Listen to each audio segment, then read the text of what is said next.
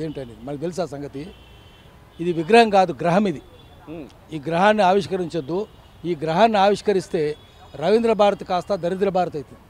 ఇప్పటిదాకా సాంస్కృతిక కార్యక్రమాలు ఉండేవి, కానీ కల్చర్ పోయి వల్చర్స్ వస్తాయి. ఇక్కడికి శవభక్షకులు వస్తారు. వల్చర్ అంటే శవభక్షకులు, గద్దలు రాబందులు వస్తాయి. అందుకనే మనం దీన్ని గట్టిగా నిరసించాలి. తెలంగాణ వద్దన్నోడిని, ఆంధ్రాకు అనుకూలంగా పాడినోడిని, బూతు పాటలు పాడినోడిని, సినిమాలన్నీ బూతు పాటలే కదా, శృంగార గీతాలే కదా, ఒకటి కాదు అనేకం ఉన్నాయి. నీ పెదవుల్లో తాకిన మందారాలని, నీ నడుములు తాకే వయ్యారాలని, ఇట్లా బూతు మాటలు పాడిండు అనేకం. ఇదో ఇక్కడ చూడండి ఎటువంటి పాటలు పాడిండు. వానవిల్లు చీరబాటు వన్నెదీలను, చీర గురించి చెప్పేది. అది వడగట్టి విడదీయాలనే కోకగాలులే హోయి తోకితే కోరికన్నది రేగదా, కోరిక రేగుతుందట. బూతు కోరికైనప్పుడు కామక వాంఛ రేగుతుందని చెప్తున్నాడు, బూతు పాట పాడుతున్నాడు. అట్లాంటి వాళ్ళను ఎన్ని పాటలు ఉన్నాయి, వందల కొద్ది బూతు పాటలు ఉన్నాయి. ఏమైనా దేశభక్తి గీత అలా పాడింది? తెలంగాణ అసలు పాడినని చెప్పిండు. తెలంగాణ దేశభక్తి కదా అది. మరి ఎందుకు పాడినాడు? అటువంటి రోజు బొమ్మ ఇక్కడ ఎందుకు పెడుతున్నారు? ఏ దొంగ పెడుతున్నాడు? ఏ బ్రోకర్ పెడుతున్నాడు? ఏ బ్రోకరు, ఏ దల్లాలు గాడు పెడుతున్నాడు అడగాలి మనం. దల్లాలు గాల గల్లా బట్టి అడగాలి. ఎందుకు పెడుతున్నారు ఇక్కడ? ఆంధ్రలో ఒక్కటైనా తెలంగాణ వాళ్ళ బొమ్మలు పెట్టినరా? ఒక్కటి పెట్టలేదు కదా. మనం పుచ్చలపల్లి సుందరయ్య బొమ్మ పెట్టాం కదా, హాల్ కూడా కట్టినాం కదా. ఆయన తెలంగాణ ఆంధ్రగా తెలంగాణ కోసం పోరాటం చేసిండు. సుందరయ్య లాంటి తెలంగాణ కోసం పోరాటం చేసిన యోధులను మనం స్మరించుకుంటాం. చంద్రశేఖరరావును స్మరించుకుందాం. ఆంధ్ర తెలంగాణ సమస్య కాదు, తెలంగాణ ద్రోహులను మాత్రం స్మరించుకోవద్దు. అందుకనే మనం చేయాల్సింది ఏంటంటే ఈ విగ్రహం పెట్టొద్దని ముఖ్యమంత్రి గట్టిగా చెప్పాలి. 15వ తారీఖు నాడు కనుక ఈ విగ్రహం పెడితే ముఖ్యమంత్రి కానీ మంత్రులు కానీ తెలంగాణ ద్రోహులను ముద్రించుకుంటారు. అనవసరంగా మీరు వాళ్ళకు బానిసలు కావద్దు, అడుగులకు మడుగులు వద్దొద్దు, గట్టిగా చెప్దాం. ఆ తర్వాత ఈ విగ్రహం ఏమవుతుందో మీకు తెలియదు.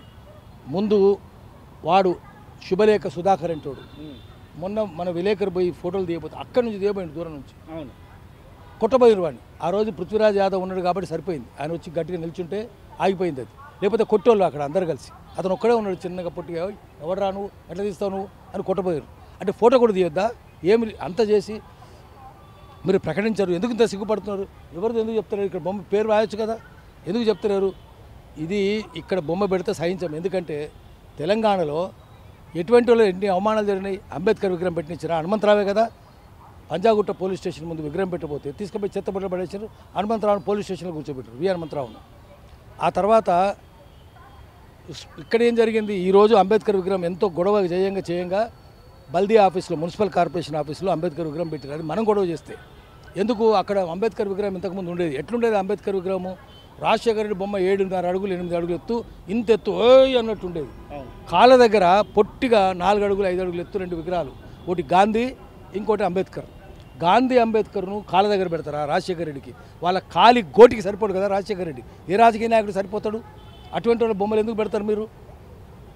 దాన్ని అప్పుడు మనం పెద్ద గొడవ చేస్తే చుట్టూ గుడ్డ కప్పినరు. గుడ్డ కప్పి పెట్టి సిగ్గు లేకుండా చివరికి తీసేసిండ్రు. ఇప్పుడు మనం అడగ ఏమి రా మీకు సిగ్గుందా, సోయిందా, తెలివుందా అని అంటే అప్పుడు ఈ విగ్రహం ఈరోజు పెట్టిండ్రు. కానీ ఇప్పటికేం జరుగుతుంది? గద్దర్ విగ్రహాలు పెట్టినిస్తలేరు, అంబేద్కర్ విగ్రహాలు పెట్టినిస్తలేరు, పంజగుట్లు ఎందుకు పెట్టినిస్తలేరు? ఇప్పటికి పెట్టినిస్తలేరు కదా. హనుమంతరావుకేమో సన్మానం చేస్తారు రోషే స్ఫూర్తితోటి, కానీ ఆయన విగ్రహం మాత్రం, హనుమంతరావు పెట్టే విగ్రహం మాత్రం అంబేద్కర్ది పెట్టినారు. ఎందుకు పెట్టినారు? అడగాలి కదా, ప్రభుత్వాన్ని గల్లబట్టి అడగాలి. ఎందుకు చేస్తున్నారు? ప్రధానంగా ఈ విగ్రహం విషయంలో ఎట్లా ఉండబోతా ఉంది మీ నిరసన? 15వ తారీఖున ప్రారంభించడానికి ఆల్రెడీ ఒక కార్యక్రమాలు అయితే చేయబోతా ఉన్నారు. జూపల్లి కృష్ణారావు ఇప్పటికే ఇక్కడ పర్యవేక్షించడం జరిగింది. ఓపెనింగ్ కూడా దాదాపుగా జరిగిపోతుందని వార్తలు వస్తూ ఉన్నాయి. ఆయన జూపల్లి కృష్ణారావుని అడుగుదాం, పోదాం, ఆఫీస్ పోతున్నాం. లేడు ఆయన, లేడు ఆఫీస్ పోయినాము. సీఎం ఆఫీస్ కూడా పోయి అడుగుతాం. మీరు చేయొద్దనే చెప్తాం.